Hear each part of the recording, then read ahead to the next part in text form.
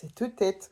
Je vais essayer de répondre à Stéphanie avec ma voiture de Starsky Hutch parce que Stéphanie m'a posé une question. Elle m'a dit, est-ce que tu pourrais faire une vidéo pour répondre à cette question? A-t-on une mission? J'ai pris ça parce que en passant là, en entrant dans ma chambre, Starsky Hutch, ouais, ils ont une mission, tu vois. Ils doivent lutter contre les injustices, attraper les voyous, rendre l'argent, machin. Tous les matins, ils ont une mission. Voilà. Eh ben, qu'est-ce qui se passe en fait? De ce point de vue-là, j'avais tenté une vidéo avant. En fait, je me suis emberlificotée, j'ai essayé de la retailler, j'y arrivais pas. Parce que ça demande en fait justement de réfléchir sur deux plans. Et il y a un plan qui se réfléchit pas justement. Donc, qu'est-ce qui se passe? Ce qu'on appelle dans le relatif. Ça, c'est quoi ça? Dans la matrice, dans le monde qu'on rêve, qu'on imagine, dans le monde dans lequel on croit circuler, où on ressent du temps, de la matière et de l'espace. On peut fantasmer tout ce qu'on veut. On peut fantasmer de la numérologie, de la cartomancie, de la mission de vie, des liens d'âme. On peut être tout ce qu'on veut. On peut être un garagiste, on peut être un voleur, un policier. On peut avoir un bâton de pèlerin et se balader en sandalettes sur le chemin de Compostelle en 1630 pour répandre l'illumination. Voilà, voilà. Donc on peut dire que quand dans le monde où on pense qu'on est quelqu'un de consistant, dans le monde où on pense qu'on a une psychologie, dans le monde où on pense qu'on est un petit bonhomme en train de circuler dans un univers, quand on pense être quelqu'un, c'est d'identifier qu'il y a quelque chose à faire, ça s'appelle le monde relatif. Voilà, dans ce qui est relatif, c'est-à-dire dans ce qui est changeant. Temps, matière, espace, les choses se meuvent, bougent et sont temporaires. Ce qui est perçu est temporaire, c'est-à-dire que tu vas être infirmière pendant 2 ans, puis institutrice pendant 17 ans, et puis voilà. Et après, qu'est-ce qu'on appelle une mission? Tu parles de mission de vie, j'imagine. Est-ce qu'un pédophile, c'est une mission de vie? Est-ce qu'un assassin est une mission de vie? Déjà, il faudrait définir qu'est-ce que c'est que mission. Mission, tu veux peut-être dire rôle. Est-ce qu'on a un rôle dans le relatif? Tout est possible, tout se joue. Voilà, le policier court après le voleur. Et parfois, le policier est un voleur. Bon, bref, on s'en fout. Ça, c'était une parenthèse. Euh, Quand on parle depuis la non-dualité qui porte ce nom-là, depuis la réalisation du soi, en fait. D'ailleurs, c'est toi qui m'avais demandé que je fasse une petite vidéo pour expliquer justement qu'est-ce que c'est que la réalisation du soi pour un enfant de 2 ans et demi. Ça va aider, en fait. Là, du coup, je vais te faire 2 en 1 comme réponse. Euh,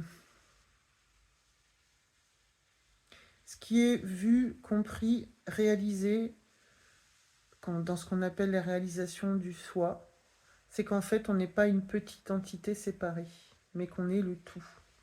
Je vais prendre l'exemple d'une plante. Une plante pousse, elle se déploie. Il y a 36 feuilles. Et bien, tu as une petite feuille ici, qui s'appelle Stéphanie, qui a oublié qu'elle est la plante et qu'elle est toute la plante. Est-ce que tu peux dire que la feuille d'un ficus n'est pas le ficus? Non. En fait, c'est ça qui est conscientisé. D'un coup, c'est «Ah, mais je croyais que j'étais la feuille numéro 36. Mais en fait, t'es pas la feuille numéro 36. T'es toute la plante. Je suis le ficus tout entier. Et même au-delà d'être le ficus tout entier, tu es l'air, le soleil, l'humidité, la terre sous tes pieds, l'air tout autour. Tu es absolument tout. Tu es la grand-mère qui passe à côté du ficus. Tu es le chien qui pisse sur tes racines. Tu es absolument tout ce qu'il y a autour du ficus, c'est-à-dire l'univers entier. Mais restons sur le ficus pour expliquer.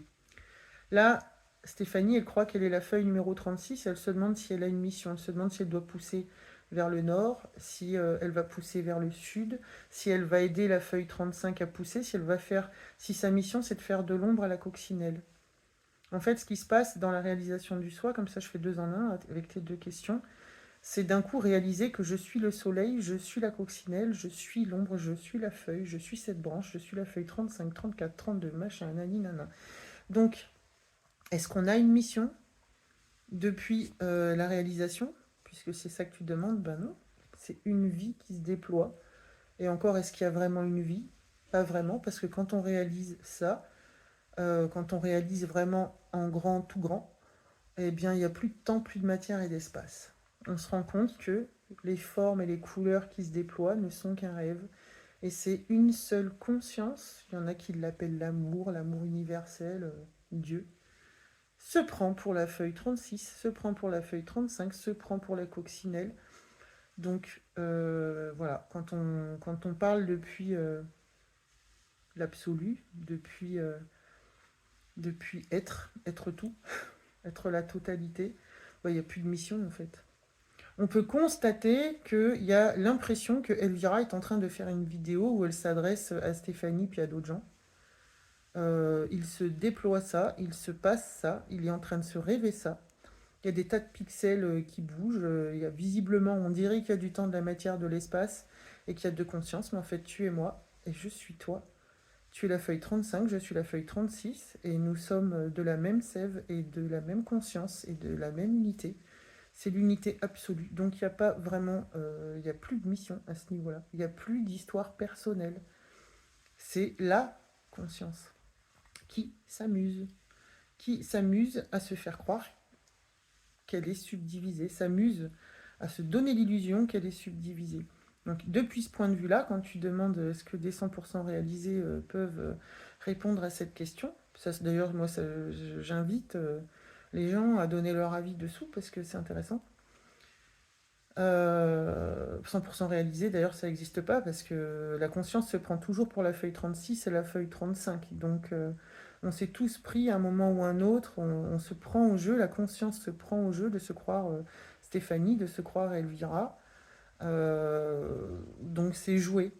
Voilà, c'est endossé, c'est joué. Donc voilà, dans l'illusion, et dans l'illusion et dans le rêve et dans la matrice et dans ce qu'on voilà, dans le relatif, il y a Starsky et Hutch qui ont une mission. Voilà. Donc après, dans le relatif, tu peux appeler ça mission, mais est-ce que c'est pas juste en train de se déployer? C'est ce qui se passe. Voilà. Pour qu'il y ait une mission, il faut qu'il y ait quelqu'un. Pour qu'il existe véritablement, réellement une mission, il faut qu'il y ait un quelqu'un qui existe. Et ça, c'est une illusion. Donc, dans le relatif, on peut supposer qu'on a des missions, qu'on est en numérologie 9, on peut imaginer, oui, on peut voir éventuellement, pourquoi pas, un parcours comme ci, un parcours comme ça. On peut être infirmière, flamme jumelle, pompier, boulanger, pèlerin, n'importe quoi, tout ce que tu veux, tout ce que tu sais. Voilà. Est-ce que l'autoroute a une mission? Est-ce que la coccinelle a une mission? Ça, c'est mettre une échelle de valeur et mettre des adjectifs, des étiquettes et mettre les choses dans des cases parce que le mental a besoin, voilà, comme la conscience s'identifie et se prend pour Stéphanie, quand on se prend pour quelqu'un, on a besoin de mettre des étiquettes, des explications. Alors que peut-être au final, ce qui va se passer, c'est qu'à force de se poser des questions auxquelles on n'a jamais de réponse, il y a un moment, quand on voit qu'on est toute la plante, on arrête de chercher des réponses. Parce que dans le relatif, tout est possible, en même temps, rien n'existe, tout est paradoxal, c'est le mariage de tous les paradoxes. Donc on peut avoir la sensation qu'il y a une mission, et puis en même temps, c'est assez facile à contredire. Donc à un moment, en fait, c'est constater à quel point on se pose, à quel point on cherche des réponses. Donc lâcher le besoin de réponse, et après, c'est lâcher carrément les questions. Mais ça, c'est encore... voilà. Ouais, ça peut faire peur. Donc en fait, pour se rassurer, le mental, il a besoin d'un cadre. Qu'est-ce que je suis? Qui suis-je? Et voilà. Et alors chercher la mission, chercher dans le système causal, si je fais ça, ça va donner ça. C'est croire autant la matière à l'espace. C'est s'identifier à la feuille 36. Et puis, très bien, on s'en fout. C'est le seul truc qui se déploie une fois qu'on parle uniquement spiritualité, c'est réaliser la conscience une qu'on est, mais est-ce que c'est une mission? Ça se révèle, ça se déploie, ça se... Dans le relatif, on peut avoir l'impression que je te donne des infos et que moi j'en lis ailleurs, qu'on se nourrit les uns les autres. C'est bien ça qu'on appelle l'illusion, quoi. Voilà. Donc voilà, on peut s'amuser à croire qu'on a une mission, éventuellement. Mais tout ça, en fait, il y a quelque chose de neutre et d'équanime. L'équanimité, je vaux pas plus qu'une chaise.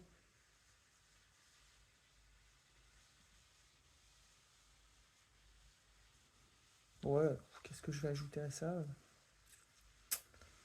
Ouais, c'est tout un. C'est la même vie, la même conscience, le même esprit. Alors est-ce que ça a une mission? Non, c'est, c'est tout. Mais je sais que c'est difficile parce que le mental, il veut des contours. C'est ça en fait que tu es en train de faire, c'est que tu cherches des contours, des étiquettes, des explications. Et tu vas voir que tout ça, ça saute, ça vole, ça s'envole. Il n'y a plus rien. Ce truc qui reste, c'est ce qui se déploie devant toi à cet instant-là. Avoir une mission, c'est d'où je viens et où je vais. C'est moi, je suis quelqu'un qui. C'est la feuille 36 qui voit pas en fait que on est dans un ressenti instantané qui peut n'avoir même aucun sens. C'est ça la paix. C'est arrêter de chercher le sens. Même si c'est un automatisme, un mécanisme, moi aussi, hein, ça, je réfléchis à ça, mais il y a une partie qui lâche. Ça, tu finis par reconnaître tout simplement la vie que tu es, qui se déploie, et il y a de moins en moins besoin, il y a des gens en qui c'est flash, c'est illumination totale, de moins en moins besoin d'accrocher un système causal, de mettre des étiquettes et des pourquoi et des comment, et surtout des qui suis-je. Ça s'effondre. Pour certains petit à petit, pour certains d'un coup. Euh, c'est une question qui n'aura plus lieu d'être au bout d'un moment, puisque tu es en train de mettre le pied dedans là. Mhm. Voilà, c'est ça. C'est parce que dans ta question, ça résonne du qui suis-je et qu'est-ce que j'ai à faire. Et ça va tomber. Si la réalisation est en train de montrer son museau, si la conscience que tu es est en train de reconnaître petit à petit ce qu'elle est vraiment, c'est les questions que tu ne te poseras plus en fait. Voilà ce qui est sorti spontanément.